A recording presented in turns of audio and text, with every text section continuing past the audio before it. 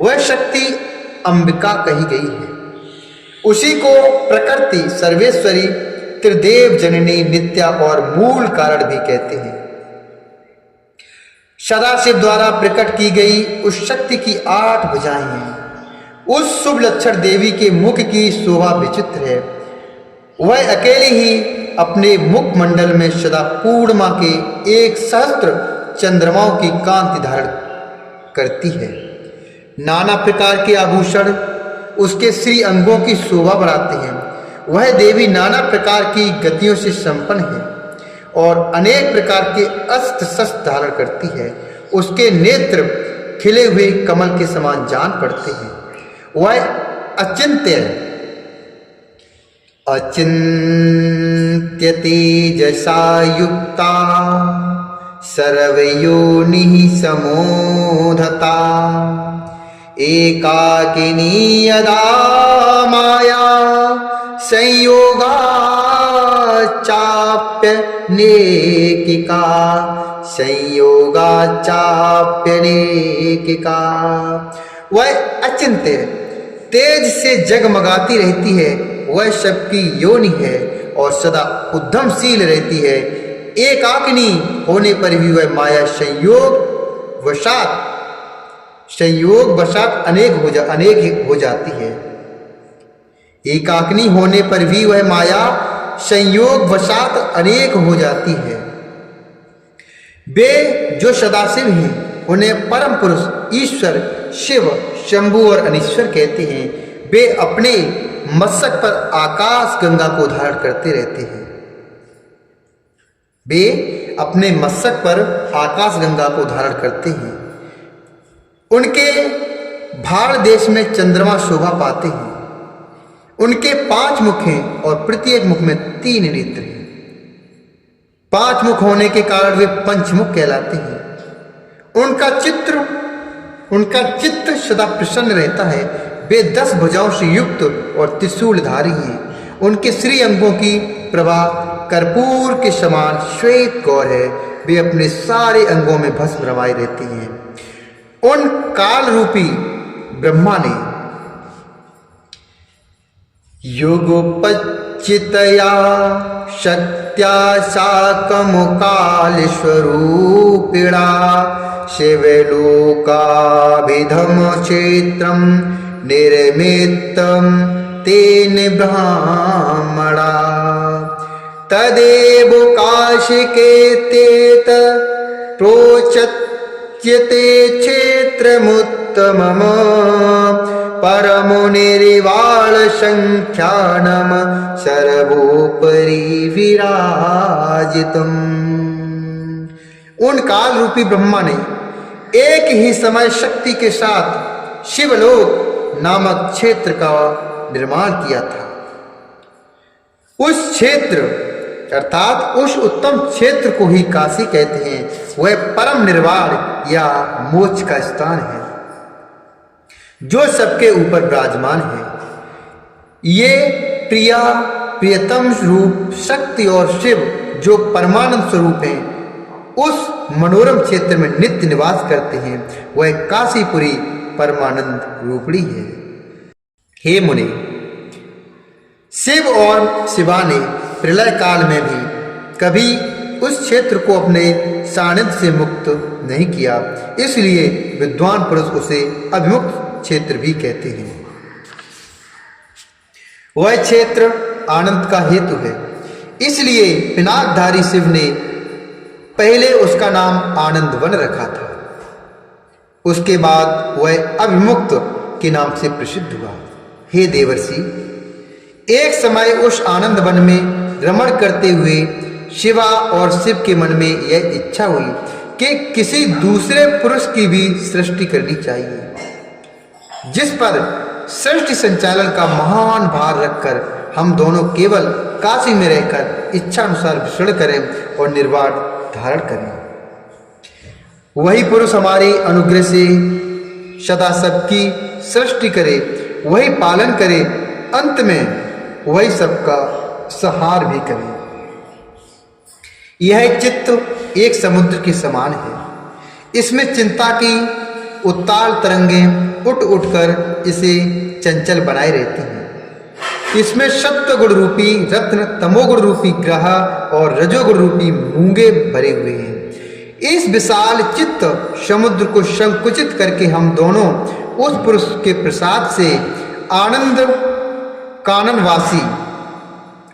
काननवासी अर्थात काशी में सुखपूर्वक निवास करें। यह आनंद वन वह स्थान है जहाँ हमारी मनोवृत्ति सब ओर से सिमट कर इसी में लगी हुई तथा जिसका बाहर का जगत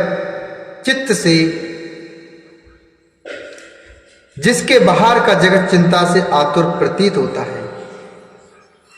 ऐसा निश्चय करके शक्ति सहित सर्वव्यापी परमेश्वर शिव ने अपने वाम भाग के 10वें अंग पर अमृत का सिंचन किया। वहां उसी समय एक पुरुष प्रकट हुआ जो तीनों लोकों में सबसे अधिक सुंदर था। वह शांत था, उसमें सत्व गुण की अधिकता थी, वह गंभीरता का अथाह सागर था।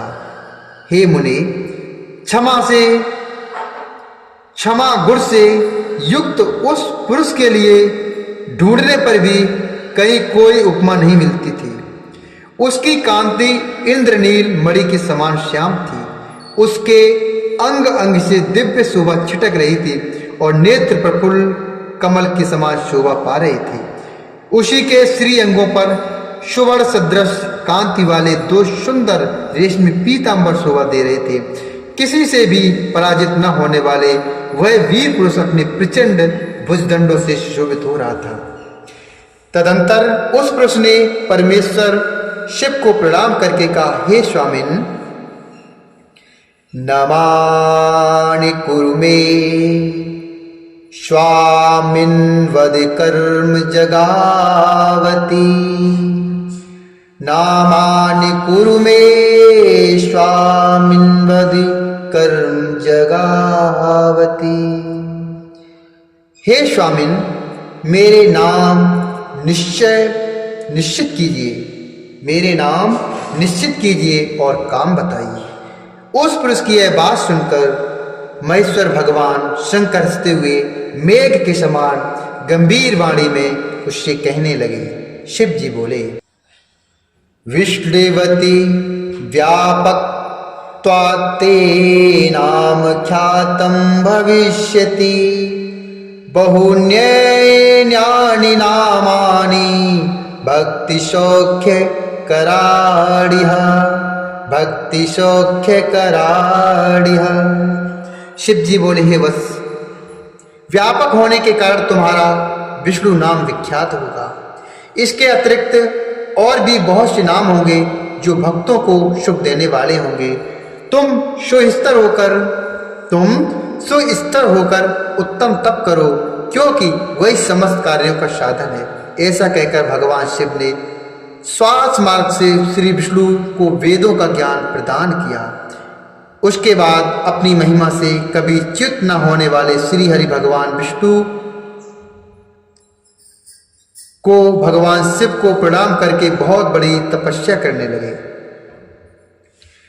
तदंतर अपनी महिमा से कभी च्युत न होने वाले श्री हरि भगवान शिव को प्रणाम करके बहुत बड़ी तपस्या करने लगे और शक्ति सहित परमेश्वर शिव भी पार्षद गणों के साथ वहां से अदृश्य हो गए। 12,000 दिव्य वर्षों तक तपस्या करने के पश्चात भी विष्णु अपने अभीष्ट फल स्वरूप सर्वस्व देने वाले भगवान शिव का दर्शन प्राप्त न कर सके। तब विष्णु को बड़ा संदेह हुआ। उन्होंने हृदय में शिव का स्मरण करते हुए सोचा कि अब मुझे क्या करना चाहिए। इसी बीच शिव की मंगलमयी आकाशवाणी हुई कि संदेह दूर करने के लिए पुनः तपस्या करनी चाहिए। उस वाणी को सुनकर विष्णु ने ब्रह्म में ध्यान को अवस्थित कर पुनः दीर्घ काल तक अत्यंत कठिन तपस्या की।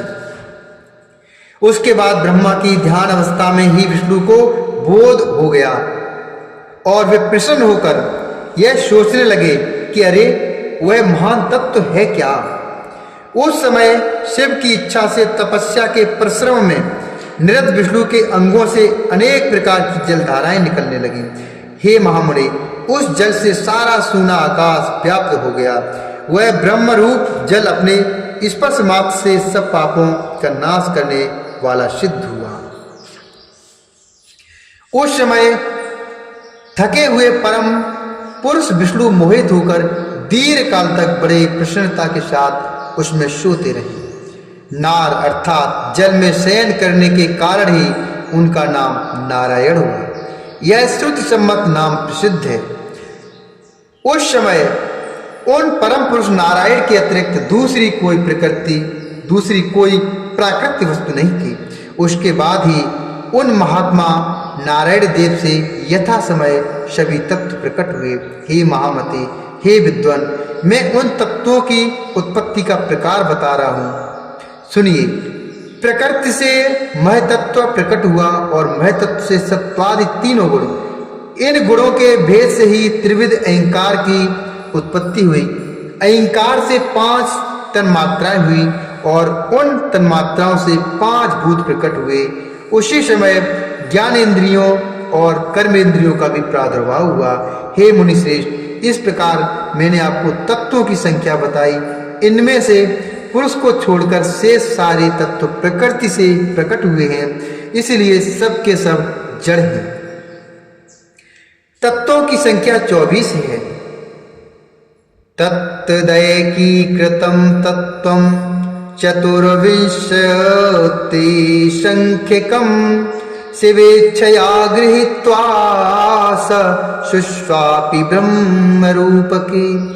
तत्वों की संख्या 24 है। उस समय एकाकार हुए 24 तत्वों को ग्रहण करके वे परम पुरुष नारायण भगवान शिव की इच्छा से ब्रह्म रूप जल में सो गए। इत श्री शिव महापुराणे द्वितीयां रुद्र संहितायां प्रथम खंडे सृष्टि उपाख्याने विष्णुत्पत्ति वर्णनम नाम षष्ठोऽध्यायः। इस प्रकार श्री महापुराण के अंतर्गत द्वितीय संहिता रुद्र संहिता के प्रथम खंड में सृष्टि उपाख्यान का विष्णु उत्पत्ति वर्णन नामक 6वां अध्याय पूर्ण हुआ। बोलिए शंकर भगवान की जय। बोलिए श्री हरि नारायण भगवान की जय। बोलिए गणेश भगवान की जय।